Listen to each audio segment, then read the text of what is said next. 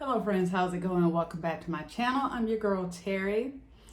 Today's topic is near and dear to my heart because a lot of times on this channel we talk about how to live our best life, how to live a fulfilled life.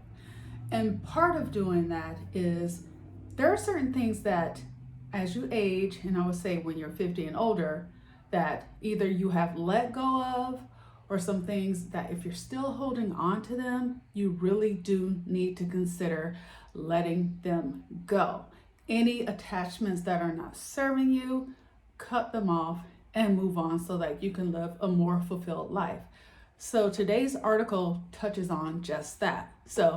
I'm going to go ahead and get into the share. I hope you all are having a wonderful day so far, and hopefully this will give you some food for thought and motivate you if you are holding on to those things that aren't serving you to let them go. Some of us cling to patterns, beliefs, and behaviors that stopped serving us decades ago.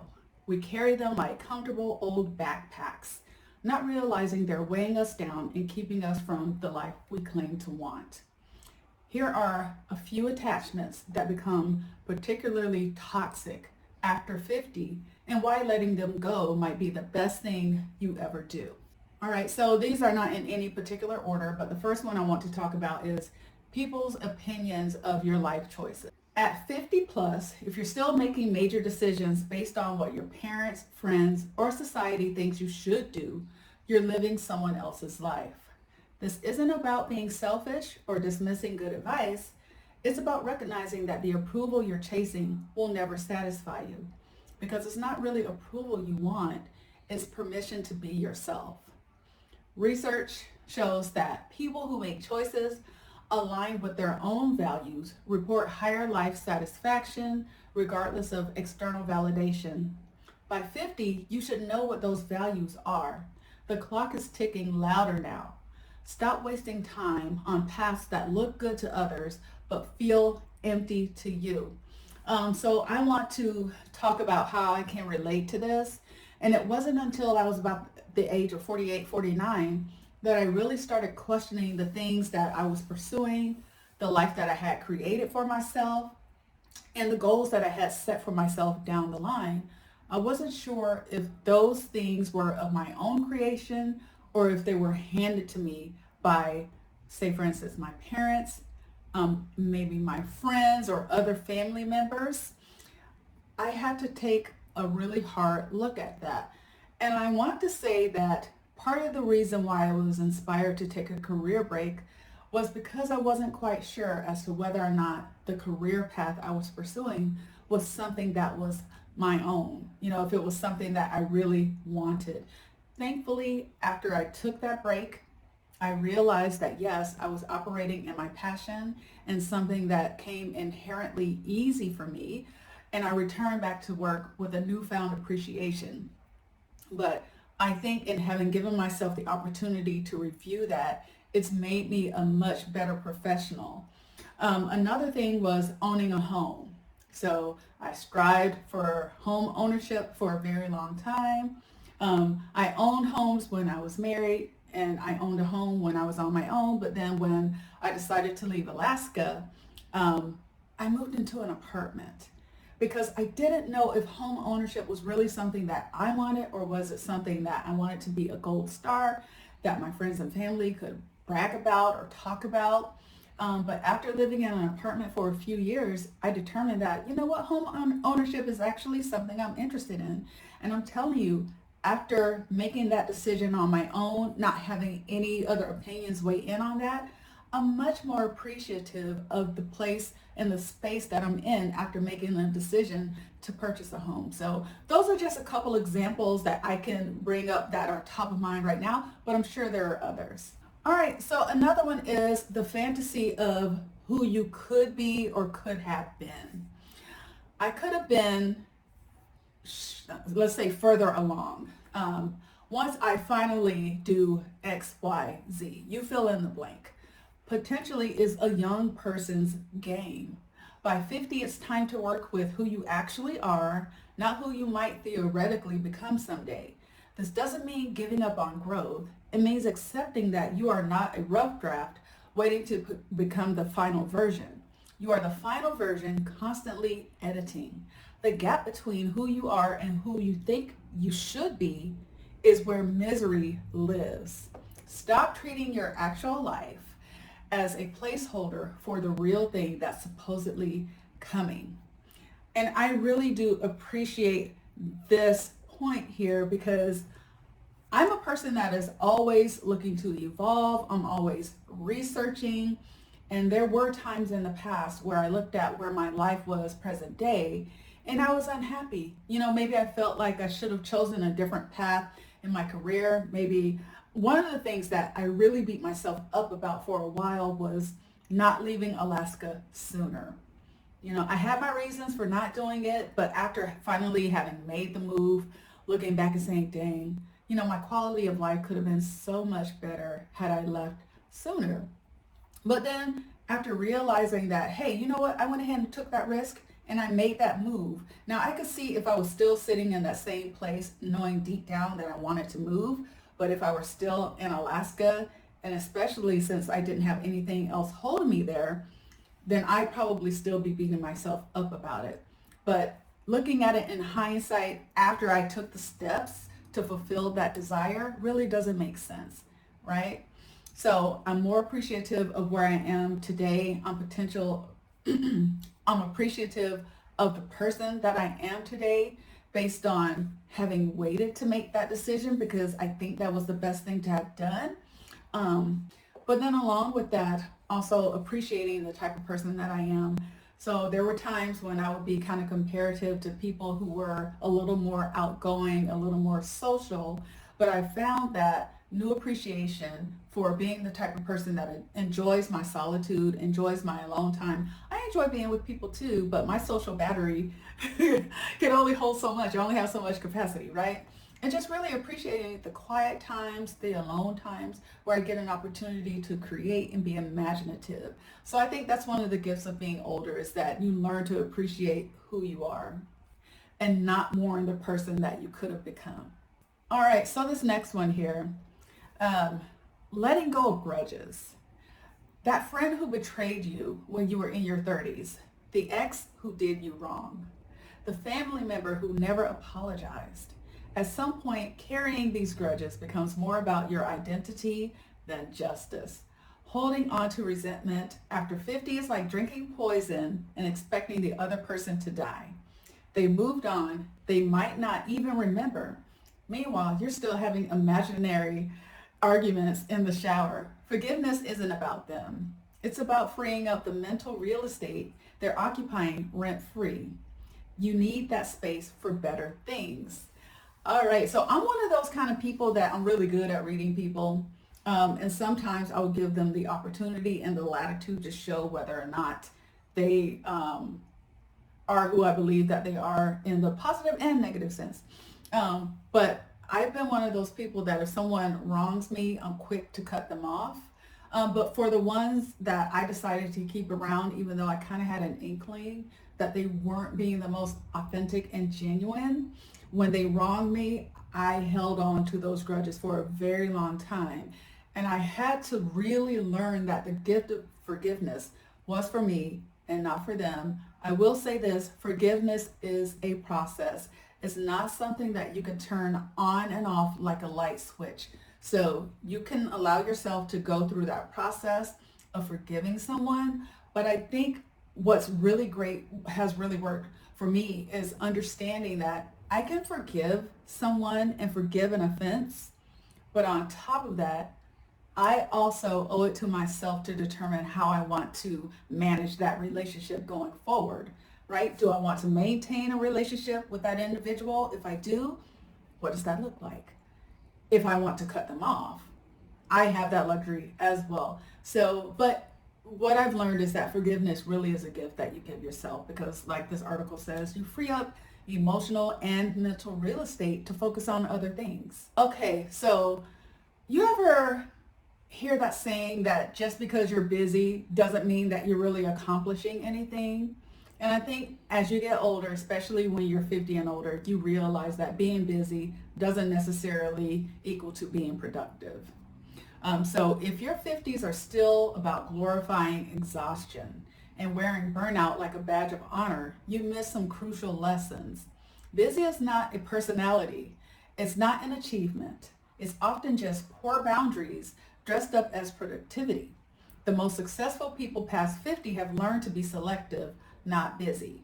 They understand that saying no to good things makes room for great things. If you can't remember the last time you were bored, you're not important.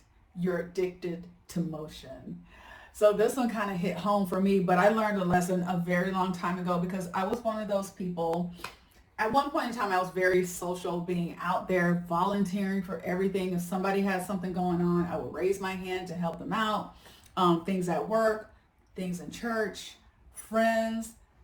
There were even people that I didn't know all that well, but because they mentioned something like this girl said she wanted to go to Maui for her birthday, I didn't really know her, but she was going by herself. And I said, well, you know what? I'm happy to go with you. And I signed up to do that. Granted, I had a really great time. But what I'm getting at is I was signing up for stuff, and I would complain, oh, I'm just so busy, staying up, working late until like 12, 1 o'clock in the morning when really it wasn't that serious. All so that I could go to work the next day and say, oh my gosh, I was burning the midnight oil. I'm so exhausted, but I think that in setting boundaries, healthy boundaries, you learn what to say yes to, and you learn what to say no to. And I would say learning how to say no, part of that is not carrying the weight of feeling guilty is another gift that you need to give to yourself. So just be honest with yourself. Do the things that, yes, are going to help serve others, but also you should be getting something out of that in return. Don't overextend yourself. Don't say, oh, I'm just so exhausted because I'm running here and there and everywhere, just so that you can try and wear that as a badge of honor, especially not this late in life. Maybe when you're younger, sure, have your hand in everything. But let me tell you something. This is the time in our lives where we need to be selective and where we need to prioritize peace and rest. All right, so this next one. People who are still living in their glory days, that is their identity. Let's say if they were a jock back in high school, they're still harping on that. I'm not saying you can't be proud of your accomplishments, but if you're just constantly living in your glory days. I remember this one young lady that I went to high school with. She was a homecoming queen, I think 2 years in a row, and she still wears that. That was her highlight in life, was being a homecoming queen 2 years in a row. What are you doing now? You know what I mean? What have you done currently? So let me read you all what this article says. It says, we all know them. The high school quarterback still wearing his Letterman jacket energy. The former prom queen who peaked at 18. The guy who can't stop talking about that one time in college. Past achievements are meant to be foundations, not monuments. If the best stories you have are from 20 years ago, you stop creating new ones. You become a museum curator of your own life instead of living it. Your 50s should be about writing new chapters, not endlessly rereading old ones. Oh my gosh. And I tell you, going to high school reunions, you're going to face that. I remember chatting with this young lady that I went to high school with, and there was a girl next to her, and she was talking to us, and then I walked away to go and speak to someone else. But then I met back up with this other high school girl, and she said, well, do you remember so-and-so? And I was just like, her face looks familiar, but I can't place her name. And she was like, well, she doesn't remember you either. And I thought that was so funny, because the thing is that not remembering someone from high school is not a big deal. Mind you, this girl I was talking to was the former homecoming queen, right? And I don't want to be judgmental or anything, but looking at how her life was set up presently in that time when we were talking, I was like, you peaked back in high school. She kept talking about things that happened in high school. She had a grown son adult, and she was still talking about high school. So if that's you, check yourself, try to get some new accomplishments and achievements, or at least some goals that are happening current day or that you're planning for in the future. Because I'm telling you, the people that you're talking to about your glory days back in high school 20, 30 years ago, they're not interested and they're probably annoyed. All right, so this next one here gave me so much peace. It's all about picking your battles. It says here, by 50, you should have figured out that being right all the time is exhausting and lonely. Yet some people still treat every disagreement like a trial where they're both lawyer and judge. Maturity means knowing when to let things go. It means understanding that you can be right or you can be happy, but rarely both. It means valuing peace over points. If you're still ending friendships over political debates or turning family dinners into battlegrounds, you're prioritizing ego over connection. So let me say this. I've never really been one who has to be right. I'll state my opinion or my perspective and someone else can do the same. I've always been open to that, open to different thoughts and ideas and perspectives. I'm just one of those people that I'm curious about people, but I'm curious about what's going on in here. How do you think? Not so much what people have, but anyway.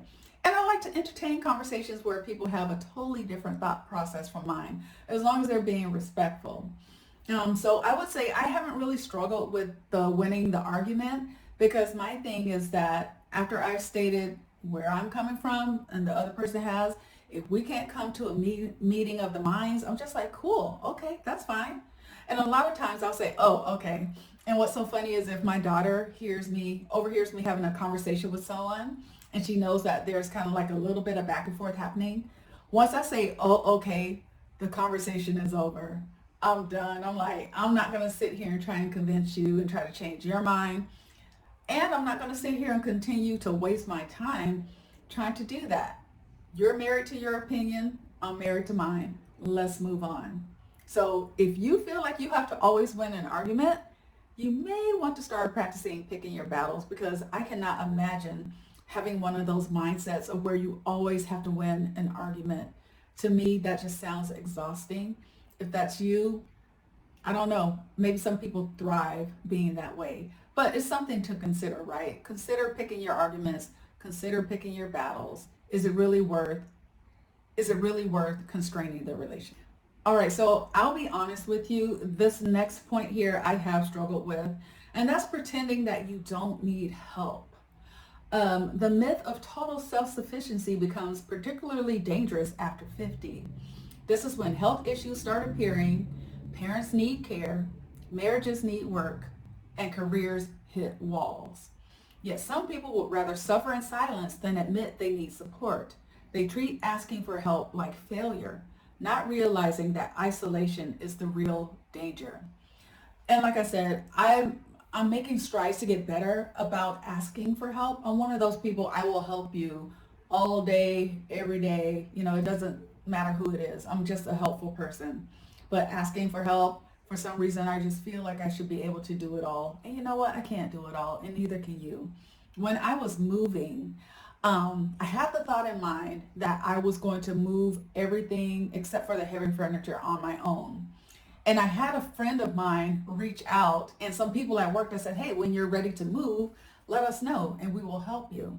I didn't take the people from work up on that offer, but I did take my friend up on that offer, and I'm so glad I did. I helped save my back. The other part was cleaning that apartment. I really didn't want to do that after all the back and forth and running around I knew I was doing moving into my new place. So I hired a cleaning crew to come in and do that. And it was such a huge blessing, such a big, wonderful gift to myself to pay somebody to come out and do that for me. And the apartment looked immaculate. Same thing, taking care of the yard. That's not something I particularly want to do. I have the resources for it. Outsourcing that to someone who specializes in doing that has been a huge win for me. So pretending that you don't need help only hurts you in the end. So start with little small things, asking for help, right? And it's going to feel uncomfortable at first. Don't get me wrong. But what you will find at the end of the day is that if people have the capacity, they will be more than happy to help. All right, so we're getting ready to close this out. It says, here's the thing. Holding on to these attachments after 50 isn't just limiting, it's actively harmful. This is the decade when time becomes tangible, when somebody starts running out of runway. Every year you spend seeking approval you'll never get, nursing grudges that don't matter, or pretending you're still 25 is a year you're not spending on what actually counts: real relationships, meaningful work, personal peace. The trouble isn't that you're getting older. The trouble is that you're not letting yourself grow into who you could be because you're too attached to who you were or who others think you should be. Letting go of these attachments isn't about becoming someone new. It's about finally becoming yourself, the person you've been underneath all the performative nonsense. It means accepting that you're not going to be everyone's cup of tea, and that's fine. It means building a life that feels good on the inside, not just one that looks good on the outside. It means choosing peace over proving points.